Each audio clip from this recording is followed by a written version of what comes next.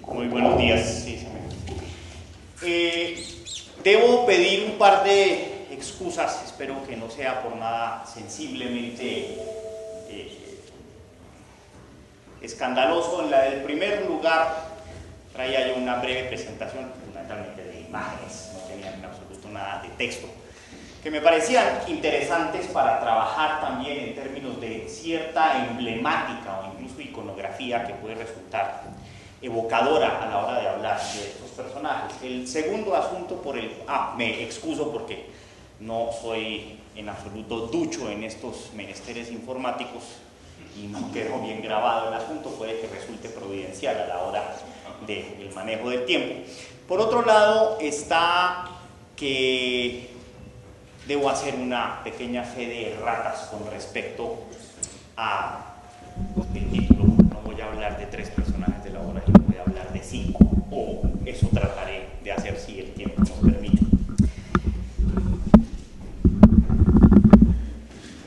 Probablemente lo único que me permitiré aclarar a guisa de preliminar, como mucha interferencia,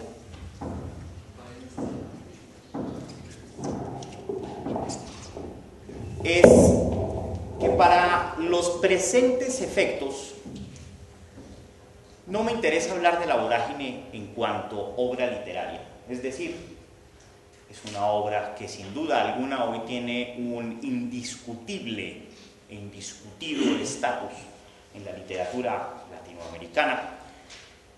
Ojalá tuviera un estatus más amplio en el canon de la literatura universal, pero no interesa para estos fines discutirla en cuanto a obra literaria, ni sus méritos, ni sus limitaciones.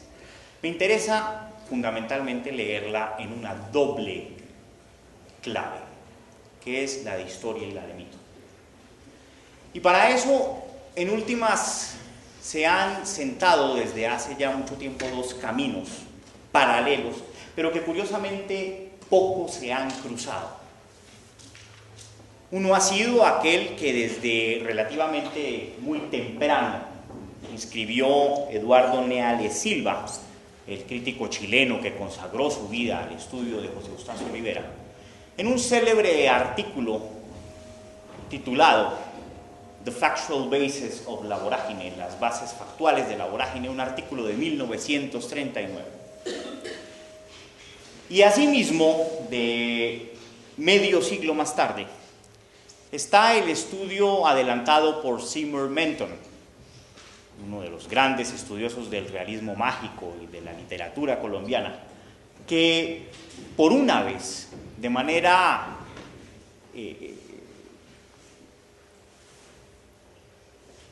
virtualmente carente de cualquier necesidad de apología, se dedica a estudiar La Vorágine en cuanto mito. Es decir, aplica una serie de teorías y de lecturas que a nosotros nos pueden resultar hoy en día un tanto discutibles.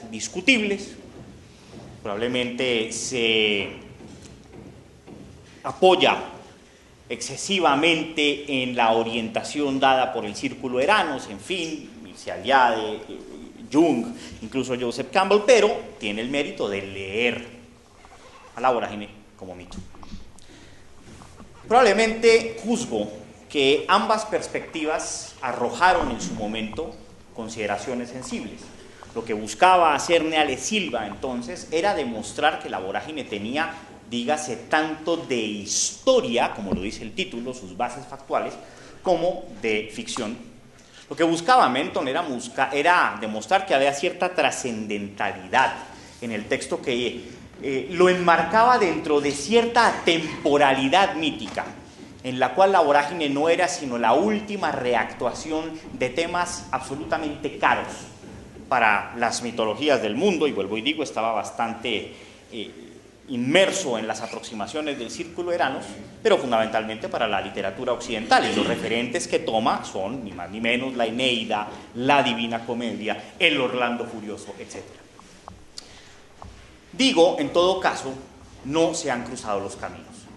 Del artículo de Neal Silva, uno pudiera decir, se desprende una literatura, si no muy copiosa, sísica, un texto de Vicente Pérez Silva de 1988, un artículo del profesor Augusto Gómez, también de nuestro departamento, de 1989, incluso un artículo más comprensivo y yo diría bastante importante hoy en día para leer estas novelas amazónicas, del profesor Pineda Camacho de 2004, y de la lectura de La vorágine como mito, si bien no pareciera haber una secuela tan importante de trabajos, por supuesto que estos elementos de Menton han sido tomados por las lecturas canónicas, los retomó Montserrat Ordóñez en su momento, los retomó Juan Lovelock, en fin, para ciertos fines el suscrito ha buscado también leer La vorágine como una suerte de gran mito de Occidente.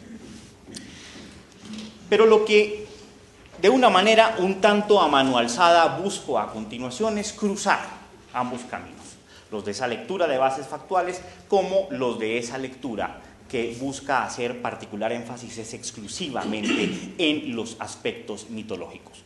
Porque, a mi juicio, parte de la efectividad mitológica e histórica de La vorágine radica justamente en el hecho en que nos hace, francamente, poner en abierta relativización ambas dimensiones. Es decir, se trata de una historia hecha mito, de un mito hecho historia, como ya en múltiples ocasiones se ha remarcado, no más en la jornada de ayer. Pero pues llama la atención que justamente esta sea la gran novela de la Amazonía y la Orinoquía, y que por lo demás complemente lo que hasta el momento se ha discutido, poniendo también sobre la mesa la perspectiva del blanco, la perspectiva del colono. A veces hay temas que se cruzan con elementos, por supuesto, de las mitologías amerindias, pero por supuesto estamos hablando de las mitologías de los blancos en la Amazonía, en la Orinoquía.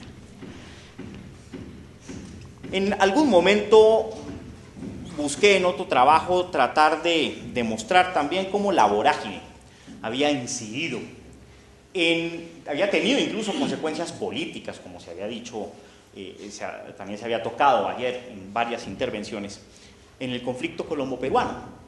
Es decir, la vorágine para ciertos fines, juzgo yo, que sirvió efectivamente de guía de viajeros, en el sentido más práctico del término, para múltiples combatientes, tanto de la sierra peruana como del interior colombiano, que se sirvieron de este texto como una descripción fehaciente, histórica y geográfica del entorno al cual se desplazaban por primera vez en su vida a combatir.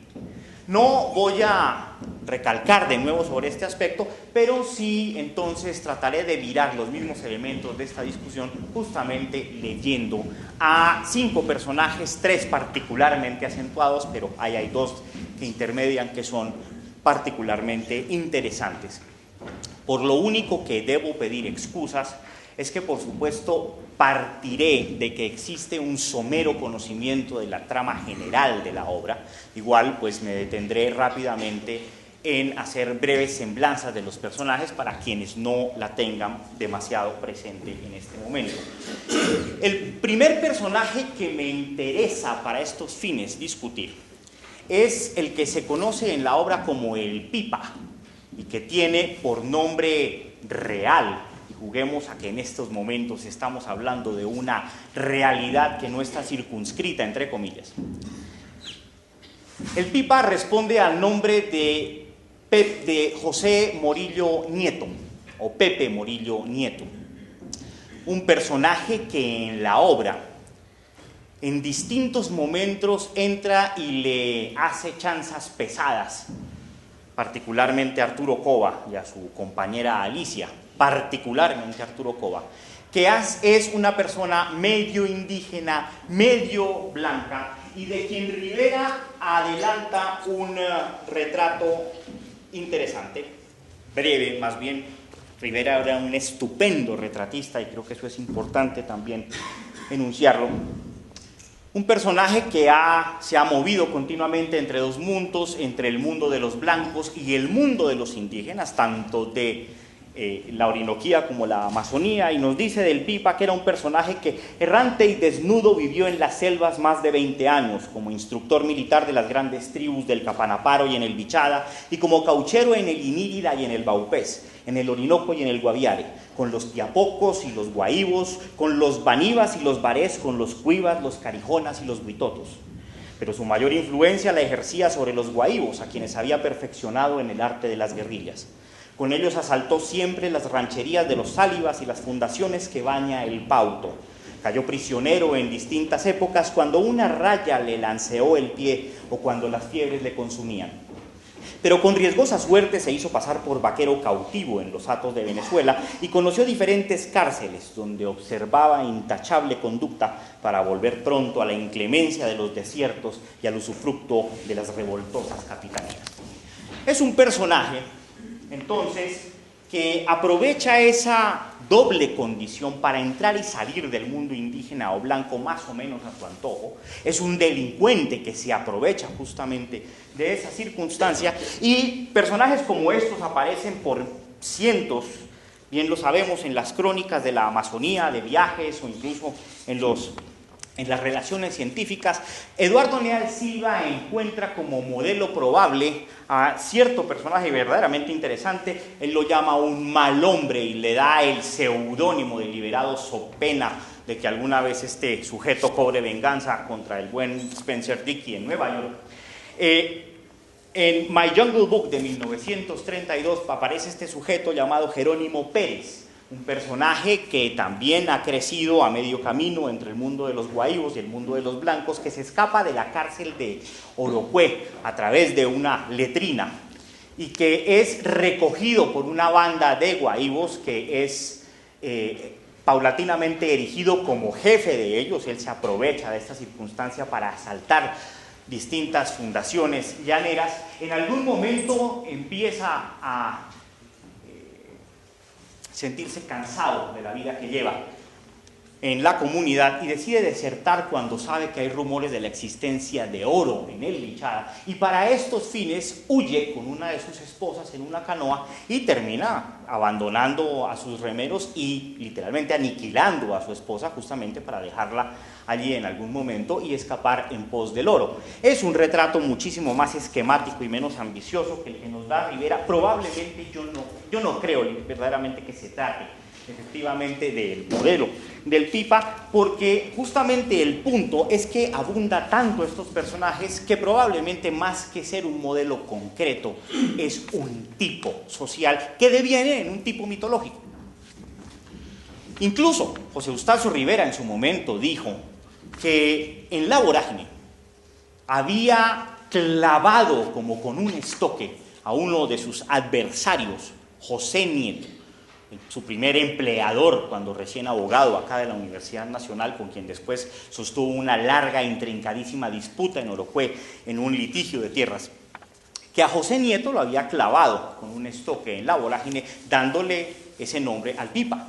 Pero la verdad sea dicha, más allá del nombre y de burlarse de este personaje, lo que está es haciendo un conglomerado de múltiples personajes que ocurren en la frontera y que sobre todo se caracterizan por esa entrada y salida del mundo, llamémoslo acá sí entre comillas, salvaje. Para esos fines, verdaderamente el papel del Pipa, tanto en la estructura literaria como en general en la vida social, es un papel de trickster, es un papel de truquero, de trampero, como se ha a veces de manera un tanto equívoca tratado de traducir el término al castellano. Lo que hace relevante a mi juicio este personaje en este escenario es justamente que el trickster adquiere, tiene como atributo una acentuación en colores extremos de las características del mestizaje, de los dramas del mestizaje en el escenario de la frontera, bien sea en la Amazonía o en la Orinoquía. Es cierta meditación, además, que recoge temas que llevan un siglo de debate en la América postindependentista. De alguna manera se ha señalado también que tiene atributos del Calibán de Shakespeare en La Tempestad.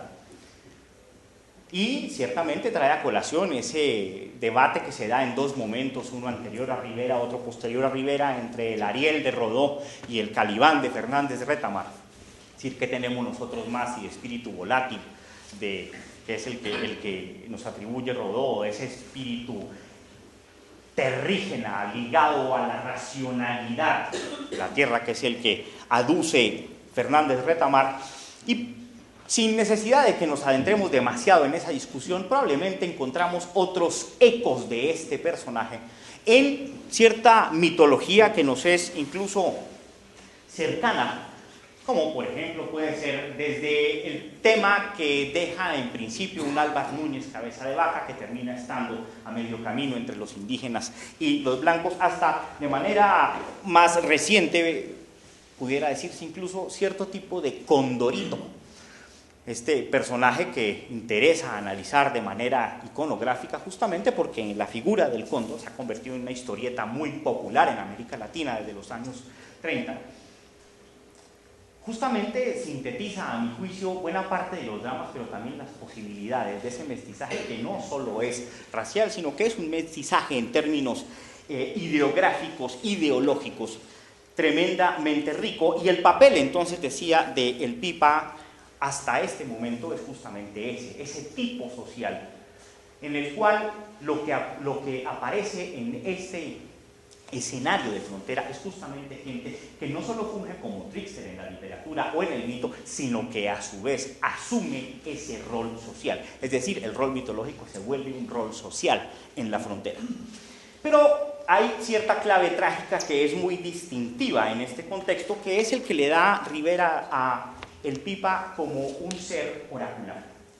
Es un ser que en tanto está en presencia con el mundo indígena, es capaz de percibir extrasensorialmente incluso mensajes del entorno indígena, mensajes del entorno selvático que son vedados para la gran mayoría de los blancos.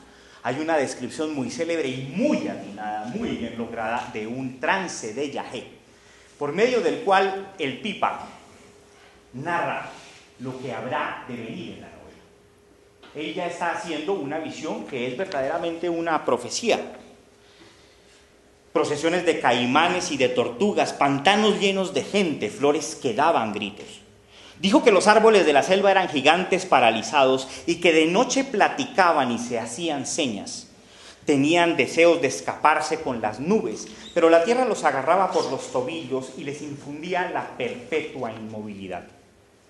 Quejábanse de la mano que los hería, del hacha que los derribaba, siempre condenados a retoñar, a florecer, a gemir, a perpetuar sin fecundarse su especie formidable e incomprendida. El Pipa les entendió sus airadas voces de los árboles, según las cuales debía ocupar barbechos, llanuras y ciudades hasta borrar de la tierra el rastro del hombre y mecer un solo ramaje en urdimbre cerrada, cual en los milenios del Génesis, cuando Dios flotaba todavía sobre el espacio como una nebulosa de lágrimas. Es decir, es una profecía que habla de los árboles retomando en venganza la faz de la tierra, acabando con cualquier vestigio de civilización, que contrasta bastante con otros temas que aparecen en la literatura del periodo, y digo no solo la literatura literaria, verbigracia, sino en general en las relaciones científicas, las relaciones de viajes, en fin, como por ejemplo Miguel Triana en Por el sur de Colombia, cuando se refiere al yagé y a los trances del yagé, fundamentalmente lo que dice es que sirve para buscar tesoros, que es una suerte de adminículo que se hipersensibiliza a los indígenas y que permite ubicar tesoros escondidos. De una manera un tanto más elaborada, Jorge Mateus en Contraviento y Marea, un texto de 1924, el mismo año de publicación de La Vorágine, dice con cierto ojo que habrá de también a su manera profetizar la incursión posterior, dígase del profesor Schultes para no ir más lejos, la inmensa flora de estas soledades amazónicas, donde se crían toda clase de exquisitas frutas, palmas de condiciones varias y maderas resinosas y de construcción. Esa inmensa flora agresiva que guarda misterio virgen para los nativos contribuirá en no lejano día al desenvolvimiento necesario de nuestro progreso. Lo que busca es fundamentalmente una salida económica a las posibilidades farmacéuticas, químicas, en fin, del yagé. En el caso del pipa es sobresaliente porque le da una connotación eminentemente trágica. Es una visión probablemente mucho más ligada a lo que nosotros entendemos hoy en día como los trances del yagé, no necesariamente porque estén teñidos de esa profecía sombría, pero sí porque como función dentro de este mito e historia sirve justamente para decir ese contacto con el mundo indígena. Lo que avisora es justamente tragedia. Árboles que recobran la tierra, que buscan venganza y que le llevan en última a decir a Arturo Cova, después de escuchar al pipa: selva profética, selva enemiga, ¿cuándo habrá de cumplirse tu predicción? Decía, esa condición es no solo fronteriza, sino probablemente llanamente americana. Y aquí, en tanto tipo social, además, se mezcla con otros personajes y termina mostrando una característica, a mi juicio, muy interesante para leer la historia de la frontera. Y es cómo estos tipos, en últimas, nunca son absolutos, sino terminan compartiendo atributos con tipos vecinos, de tal manera que terminan ciertamente demarcando una condición de frontera que es plural, pero que a la vez es eminentemente esencial. A otro personaje de un texto muy poco referenciado hasta nuestros días es Pablo B. Gómez, natural de Zapatoca, en Santander, quien huye en las turbulencias de la Guerra de los 1000 días hacia Orocue y que tiene un breve y muy interesante relato de su experiencia allí titulado Recuerdos de un viaje. Él, en su momento, también escribió a José Eustacio Rivera, después de salir La Vorágine, diciéndole: yo sé que usted pensó en mí cuando escribió La Vorágine, yo sé que usted vio en mí, Arturo Cova, o al menos encontró ciertos atributos. Eso va a ser muy recurrente con La Vorágine, mucha gente va a sentirse identificada o va a saber que hay alguien que conoce que fue el verdadero inspirador de la novela, y le escribe: yo fui peón del llano de Casanare, cauchero en el Caciquiare, capitán de buques en el Río Negro, militar en el Acre y comerciante en Manaos, el Yabarí, el Baupés y otros muchos ríos. ¿Quién, pues, con más títulos que yo, puede dar a usted el voto de admiración que merece por su admirable novela? Ella me hizo volver a vivir con la vida del recuerdo esos 3 años de intenso salvajismo que llevé en correría vagabunda y aventura por las selvas de Colombia, Venezuela y el Brasil. ¿Acaso en su viaje por el Río Negro, le pregunta Pablo B. Gómez a José Eustacio Rivera, no oyó usted hablar del coronel Gómez, de quien decía el gobernador general Fandeo, por el terror que le inspiraba, que al conocerlo lo saludaría con la boca de su revólver?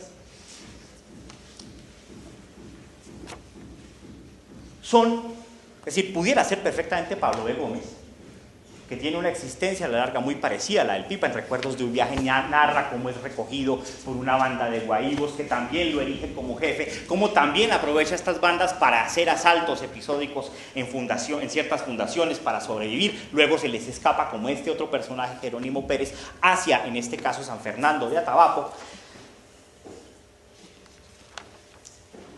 Pero también sabemos que él no se considera el pipa, sino que se considera José Eustacio Rivera, o que se considera Arturo Cova.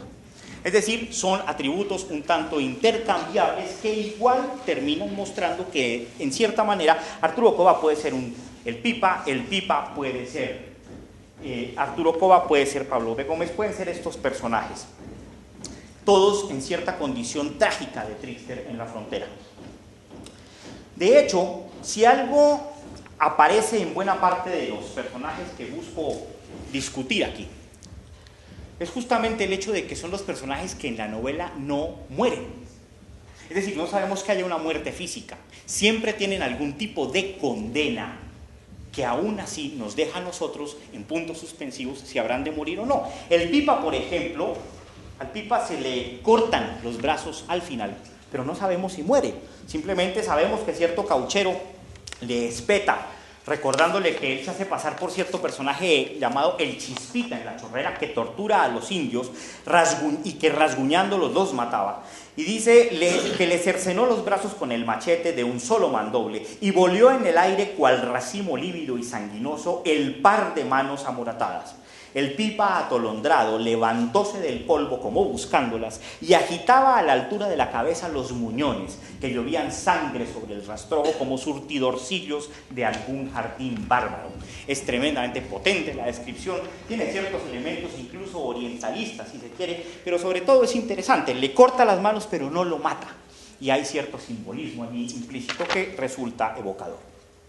El siguiente personaje, me detendré de manera mucho más breve en ambos, es la dupla que constituye Narciso Barrera, el antagonista de Arturo Cova, y su mujer Zoraida Airán.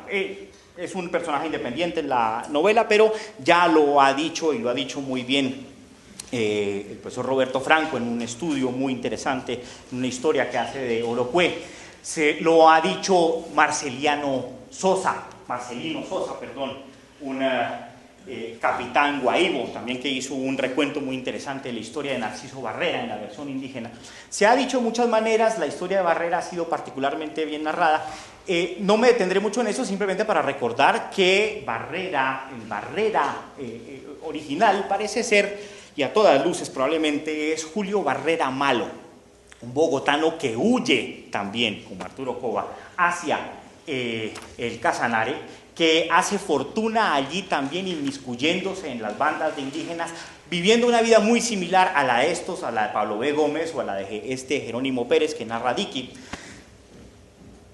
a través de la manipulación de ciertos símbolos, comiendo carne enlatada, haciéndola pasar por carne humana, quitándose la caja de dientes, tratando de mostrar que tiene poderes sobrenaturales, al menos de eso se jacta él.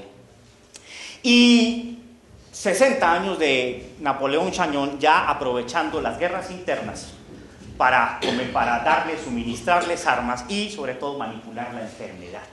Ese es el punto que más me interesa recalcar acá, que es el que probablemente no sea señalado, y es que Barrera continuamente está manipulando, parece ser Julio Barrera Malo, está manipulando continuamente la aparición de gripa entre las distintas bandas guahinos, para justamente entenderlas como un problema de brujería y enfrentando así a grupos opuestos en un conflicto en el cual él en últimas obtiene una gran ganancia. Barrera es una oportunidad, dice Griselda al principio de La Vorágine, pero hay un colofón que me permitiría hacer para pasar rápidamente, y es que Barrera, ante todo, es una enfermedad y es una representación de la enfermedad. Y en ese sentido, sí creo yo que sobre todo Rivera dio en ciertas representaciones de la enfermedad con arreglo a como lo hacen ciertas sociedades indígenas, bien sea de la Amazonía o de la Orinoquía, incluso de ciertas sociedades amerindias en otros contextos. Este personaje de punta en blanco en la selva, y probablemente nada es más llamativo y tiene revestimientos tan macabros como alguien de punta en blanco en la mitad del espesor de la selva. Esta figura un tanto mefistofélica, en últimas también lo que hace es traer consigo ciertos atributos con los cuales engancha, bien sea a los blancos o a los indios, para esclavizarlos y llevarlos hacia el Bichada, que verdaderamente son dones que aparecen en otros sistemas mitológicos amerindios, como justamente las puntas de lanza del ingreso de los blancos. ¿Cómo captura Barrera a los personajes? Difícilmente lo hace por la fuerza inicialmente, lo hace a través de la lisonja, lo hace a través de perfumes, lo hace a través de licor, de armas, de dinero. Pareciera estar dando un recetario de fórmulas macabras de cooptación, de fórmulas macabras de seducción, que son justamente las que caracterizan todo el tiempo a Barrera. Y sobre todo es un ser de punta en blanco que viaja con un grupo de seres engañados y enganchados hacia el infierno verde, en representaciones que a veces son bastante coherentes con ciertas idealizaciones de la enfermedad en sistemas médicos, como por ejemplo son los chocuanos, los de los Embera, que justamente muestran jais desplazándose en botes llevando la enfermedad consigo, contaminando en su curso el río, bien sea trayéndola o llevándola. Entonces Barrera es para estos fines una enfermedad. Y el personaje original, Julio Barrera Malo, estaba desposado y vivía en Orocué con una mujer de ascendente sirio-libanés llamada Nasira Sabas de Barrera, con quien tenían una pulpería, un almacén llamado La Puya. Y este personaje se ha dicho, y probablemente con razón, que ha sido el modelo de la Madonna Zoraida Ayram. Tampoco me detendré demasiado, eso también se ha dicho en otro lado, lo ha dicho Neal Silva, lo ha dicho Roberto Franco, pero también hay un elemento de Zoraida Ayram que aquí en este caso me parece interesante, y es que el retrato que adelanta José Eustacio Rivera de Zoraida Ayram es verdaderamente, está moldeado a mi juicio.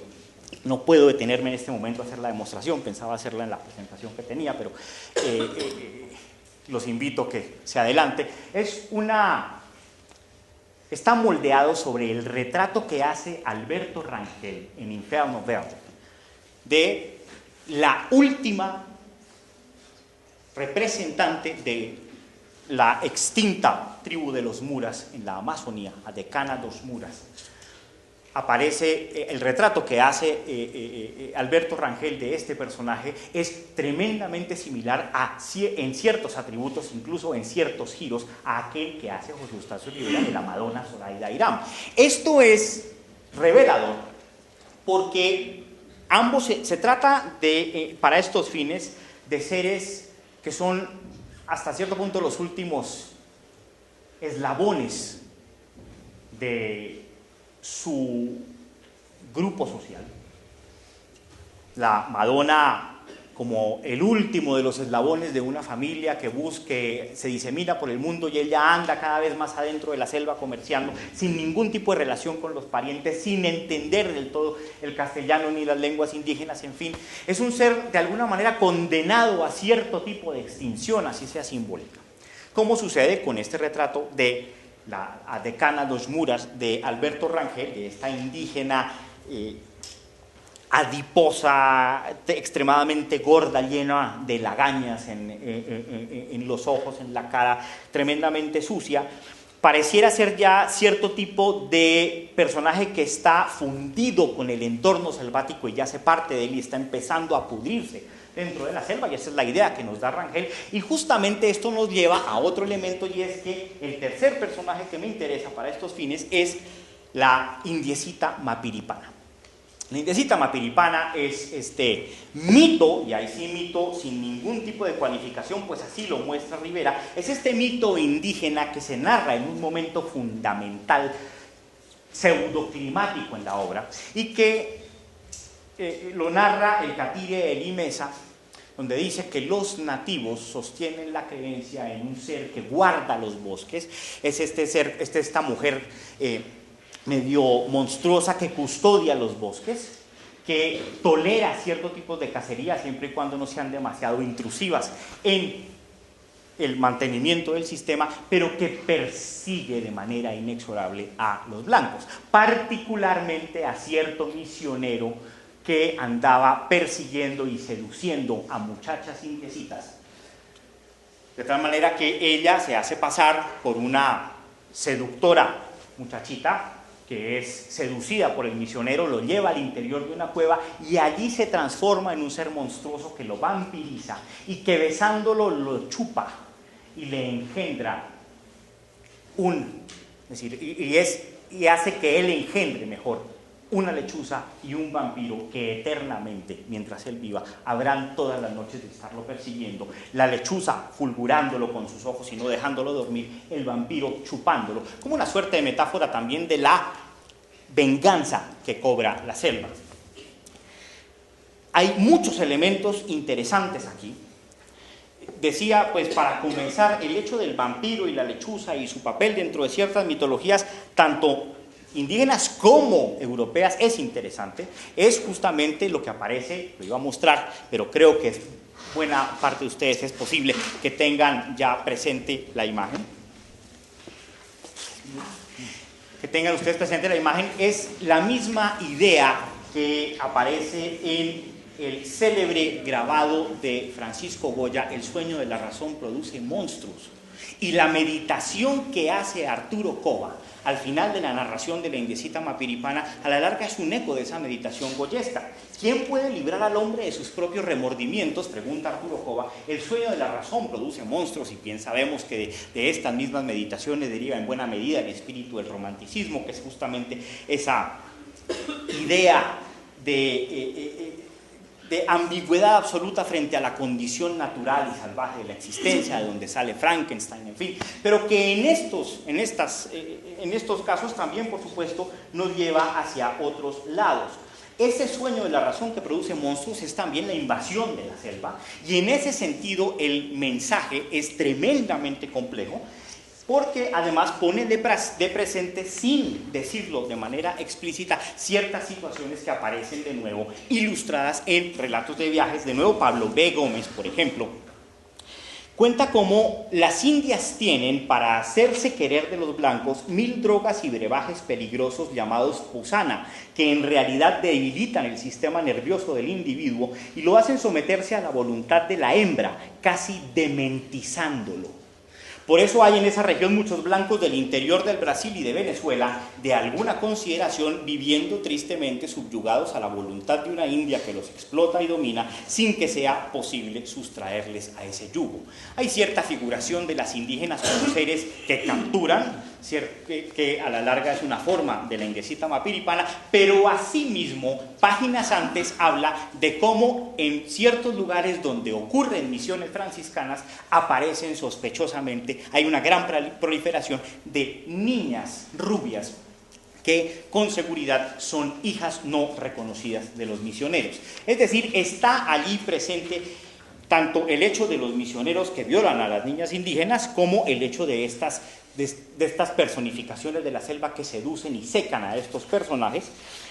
El beso de Mapiripana es muy interesante porque a la larga también tiene ciertos elementos mágicos, incluso brujeriles, que aparecen de otra manera, si me permiten, un tanto la asociación, en este caso un tanto más libre, en otro texto poco referido, que es El río Amazonas, sus selvas, sus misterios y encantos, del ibaguereño Guillermo Torres Vargas, un texto de 1925, donde, por ejemplo, aparece esta muy interesante situación. Él describe a 80 hombres de la tribu Pira, todavía en estado salvaje, aunque no eran antropófagos.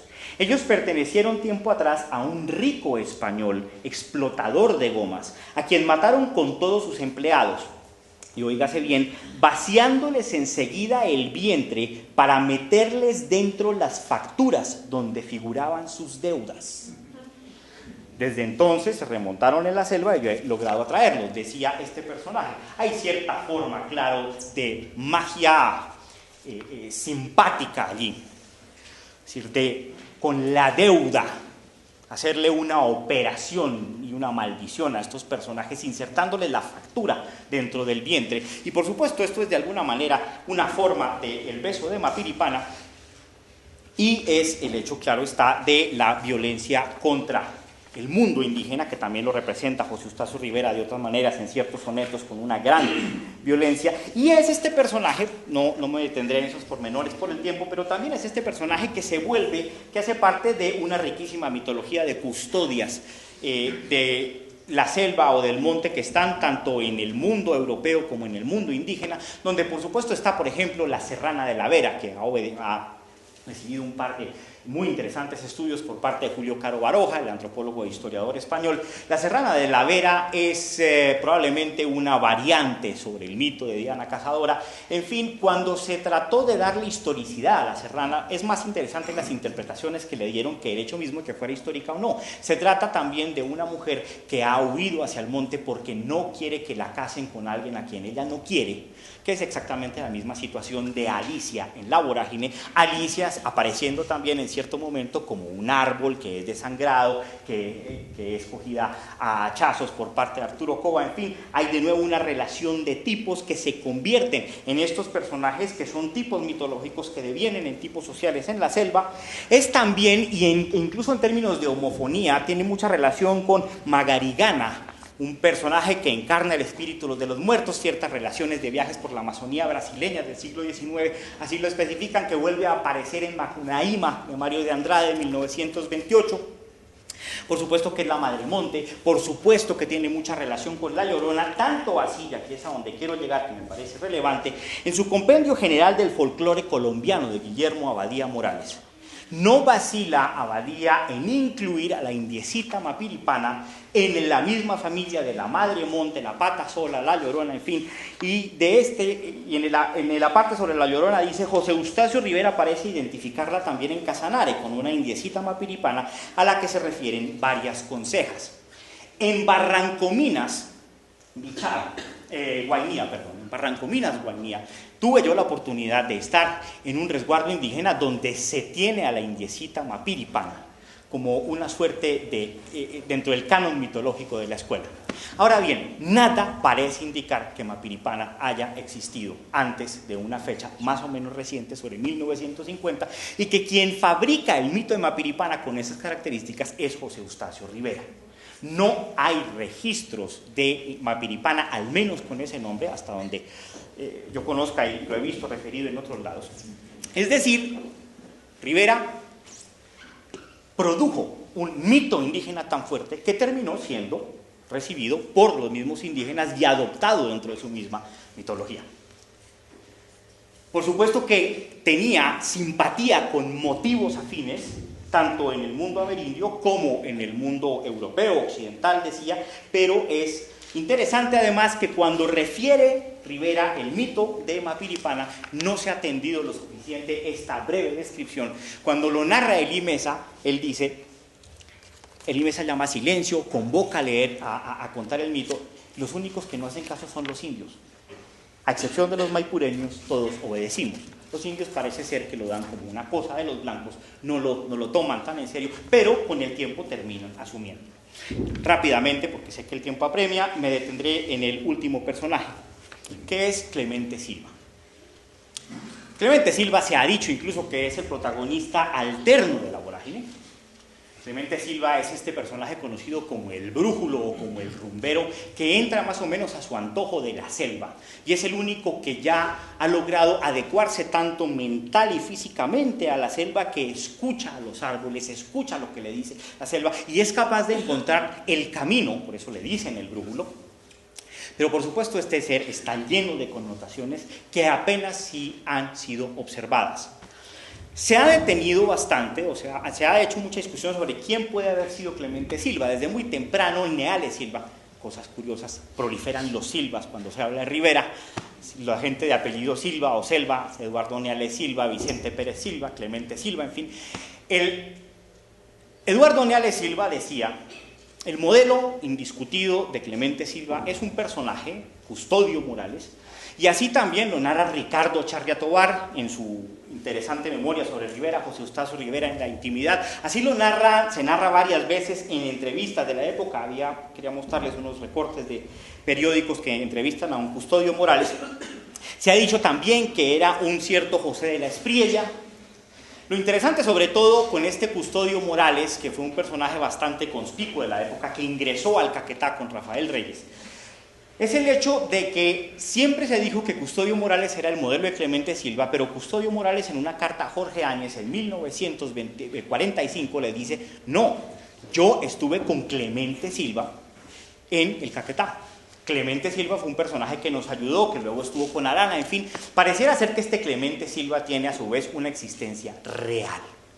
Ahora bien, Clemente Silva es, por supuesto, selva clemente, y lo que se ha querido decir es que justamente es la acepción de una selva que tolera a este personaje, y lo tolera además porque ha pagado su cuota sacrificial. Clemente Silva es un ser que también, como Alecana Dos Muras, está inmerso en la selva, ya lo tragan las sanguijuelas y se lo está tragando el entorno, de tal manera que él ya está también ingresando en ese ciclo de la selva, y eso es lo que le permite moverse allí. No solo eso, oye voces, anda cargando los huesos de su hijo. Hay muchas representaciones iconográficas interesantes de ermitaños y de santos visionarios, anacoretas, que responden a esos mismos temas. Pero además nos hace pensar que esa acepción de brújulo no solo es el de la orientación, sino que brújulo también connota brujo. Es un ser que justamente responde a esas características brujescas, donde se puede mover en la selva justamente habiendo pagado la cuota sacrificial, no solo de su hijo, sino de su existencia corporal y de incluso su propia racionalidad. pero incluso así también aparecen tipos sociales que son, por ejemplo, este que describe, de nuevo, ya voy a terminar, Torres Vargas, donde en su viaje al Amazonas describe cierto personaje que responde al apodo de El Montaraz y dice: el Montaraz es un hombre medio brujo, medio mago, un artista finísimo y sutil que conoce del bosque sus encantos y sabe sus misterios. Este don especialísimo, la naturaleza no lo concede a todos. Son muchas las cualidades requeridas: retentiva, vista, oído, suspicacia, un desarrollado espíritu de observación, agilidad, etcétera, etcétera. Este Montaraz lo narra en un relato de viajes que busca ser fehacientemente verídico, Torres Vargas en 1925, es decir, que ocurre por la misma época de la escritura de La Vorágine. De nuevo son temas míticos que devienen tipos míticos que devienen en tipos sociales. Hay un momento en el cual Clemente Silva se aprende el mapa, cuando está en la estación de Naranjal se aprende el mapa por el cual se mueve por la selva, y le comentaba yo ayer al profesor Hugh Jones que lo hace de una manera muy similar, uno pensaría a como pareciera ser este sistema mnemotécnico de aprenderse los ríos, los caños, y dentro de cierta letanía recitada aprende a orientarse por la selva. En este caso la letanía, aparte de ella, ya, Marie, Curí, Curiari, etcétera, etcétera, aprendiéndoselo así empieza a elaborar cierta geografía mental que es la que le permite moverse por la selva, pero también es porque ha dado probablemente el salto hacia el mundo indígena para entender su lógica, y esos tipos son interesantes. En Jorge Mateus, en 1924, en Contraviento y Marea, en cambio aparece otro personaje que ya no es Clemente Silva, sino que se llama Cómo no, y no tenía Jorge Mateus por qué saber que estaba haciendo referencia a Clemente Silva, se llama Félix Silva. Félix Silva es Selva Feliz.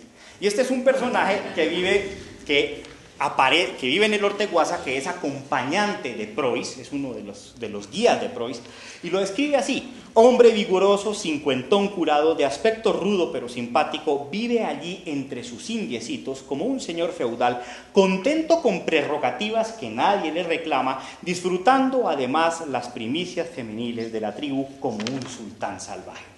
Otra vez estos temas un tanto orientalistas, otra vez el tema de Julio Barrera, otra vez el tema de Pablo B. Gómez, otra vez este sujeto que ha hecho su vida en la selva, que se relaciona con ella, pero que se relaciona con ella, por cierto, como se relacionan ciertos misioneros o ciertos personajes que creen erigirse como dioses en la selva, que son erigidos como jefes en la selva. Es decir, de nuevo aparecen estos personajes dentro de esta vorágine también, que se repiten, que se reiteran y que asumen encarnaciones históricas respondiendo a tipos míticos, o que con encarnaciones históricas devienen en tipos míticos, que es justamente el gran problema de la historia amazónica. Mil gracias.